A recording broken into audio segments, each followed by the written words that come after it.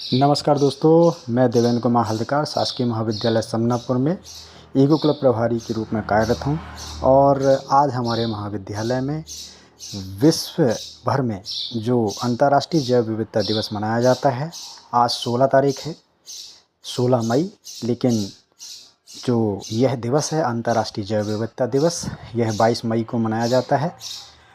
इस दिवस के मनाए जाने के पीछे का कारण बताता हूँ। इसका इतिहास अगर देखा तो 1992 से है। 1992 में जैव विविधता संबंधी कन्वेंशन के अंगीकृत होने की स्मृति में इसे निर्धारित किया गया था। इसका उद्देश्य विश्व भर में जैव विविधता के महत्व तथा उसके संरक्षण के प्रति जागरूकता बढ़ाना है। जैव विविधता के केवल पेड़ पौधों और जीव जंतुओं का संग्रह नहीं है, बल्कि यह पृथ्वी पर जीवन की वह वैज्ञानिक व्यवस्था है जो पारिस्थितिक संतुलन बनाए रखती है।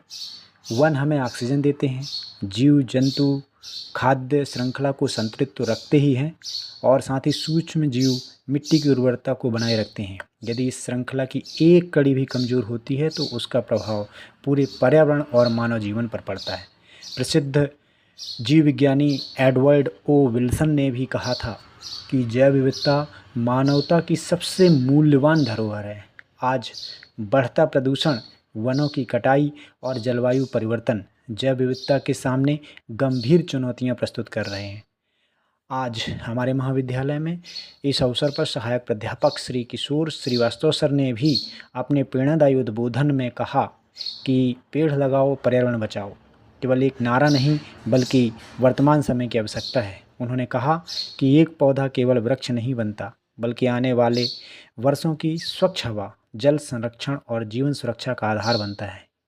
उन्होंने सभी विद्यार्थियों से पौधारोपण करने और लगाए गए पौधों की जिम्मेदारी लेने का आग्रह किया। इस कार्यक्रम में सहायक प्राध्यापक श्री राजेश्वर पाटले और महाविद्यालय का समस्त स्टाफ एवं छात्र छात्राओं की गर्मामयी उपस्थिति ने कार्यक्रम को और भी सार्थक बनाया।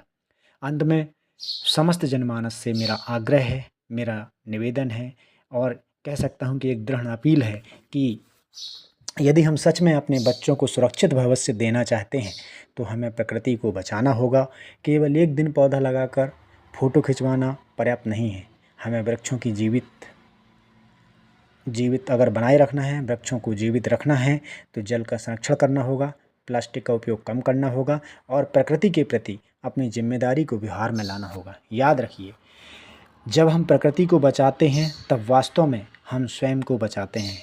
आइए हम सब मिलकर संकल्प लें कि जैव विविधता संरक्षण को केवल विचार नहीं बल्कि अपने जीवन का हिस्सा बनाएंगे। धन्यवाद। जय हिंद, जय इको क्लब।